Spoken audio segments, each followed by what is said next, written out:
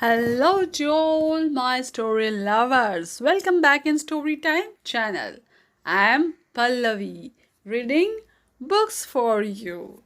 Today's our story name is The Real Jewels, written by Sudha Murty. Before go to the story, please like, share and subscribe. Now let's go to the story. The story name is The Real Jewels. The district of South Kannada in Karnataka is very different from any other. The literacy rate here is high. People are enterprising and hardworking. They have traveled all over the world in search of employment. If you see any Udupi vegetarian restaurants in India or any part of the globe, it is sure to have been started by a person from South Canada. The Infosys Foundation has a project called a library for every school. We donate books mainly to government schools' libraries so that children have easy access to a variety of books. For this, I travel extensively in rural areas and donate books written in Kannada on various subjects. All the traveling has helped me to understand what children want to read in different places. During my travels, I frequently stay in the houses of people I meet. As often, there are no hotels in the small towns and villages I visit. Most of the time, I stay with the family of a teacher from the school I am visiting. Sometimes I stay with the people I had never met earlier. In India, a guest is always treated with a lot of love, affection, and respect. An old Sanskrit saying is Atithi Devo Bhava, meaning God comes in the form of guest. I have felt this to be so true, especially during my stay in village. The poorest of the poor have treated me with so much love and affection. They have given me the best hospitality possible without knowing who I am or expecting anything in return. In 1998, I went to village in South Canada for a school function. It was the rainy season and the small village was on the coast of the Arabian Sea. It was pouring and there were no hotels in the village. The school teacher was a bachelor and lived in a rented room. He told me, Madam, the chairman of this school is a fine gentleman. He has asked me to tell you that you could stay tonight with his family. You cannot travel today because of this rain. Even the bridge has gone underwater. I did not have much option. I felt a little uncomfortable staying with someone I had never ever met. By that time, the chairman, Mr. Aitappa, came with an umbrella to call me. He had been caught up in some important work and not been able to attend the function. His house was huge. It was a functional without many decoration. There was a big granary room and a storage place for coconuts and vegetables. It had red oxide flooring and was like many traditional houses of South Canada where there was an inside courtyard. Water had to be drawn from a well at the side of the kitchen. There were a few bedrooms on the ground floor and the first floor.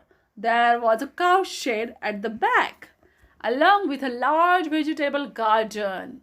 That was all I could see as it was already dark and the raindrops were hitting me like a pebbles hard on my feet.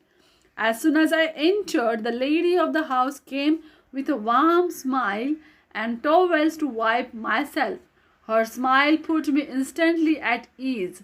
Without much ceremony, she said, Please feel comfortable. Dinner will be ready in half an hour. I changed my dress and came to the dining hall.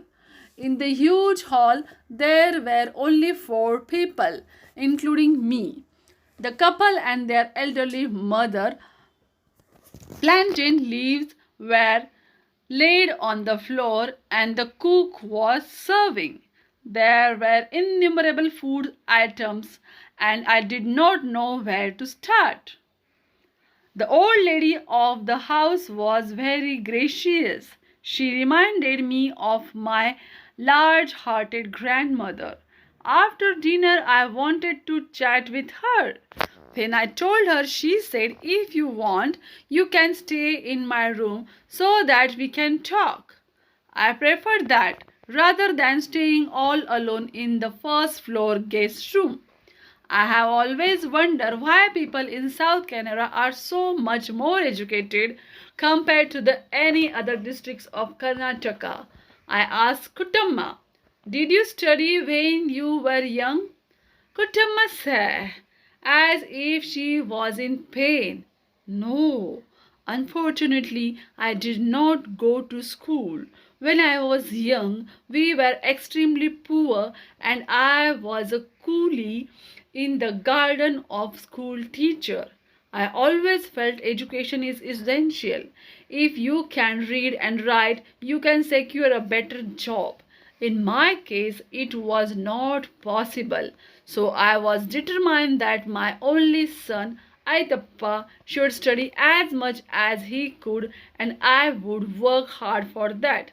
My husband also felt the same way, but he was killed by a snake bite when my son was only 5 years old. It was my promise to him that I would educate my son. I tried to imagine life 6 decades back. The social pressures, the great poverty, and no help from the government. I have met many women of that age group who have told me more or less the same story. Kutama continued. My son did not disappoint me.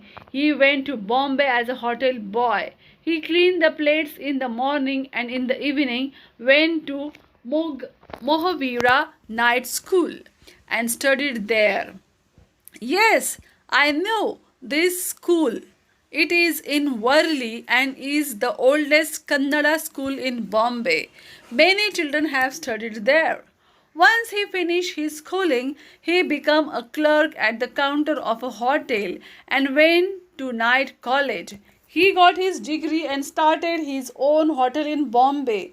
He became very successful. Then why is he here now? Kutamma smiled. I could see she was proud. He started many hotels in Bombay, but I remained in my village.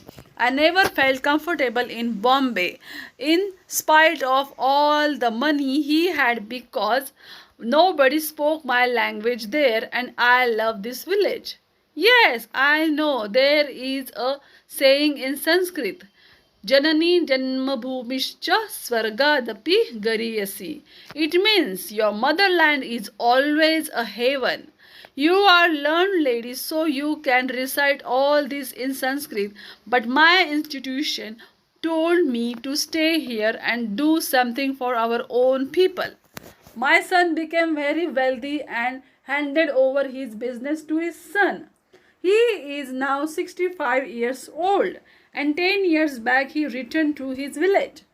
How does he spend his time? I could understand the old lady not wanting to move out of her home, but I was unable to understand how a successful person like Aithappa could retire to this God-forsaken sleepy village. When he became rich, my son asked me, "Amma, I have earned so much wealth. I want to know what you want.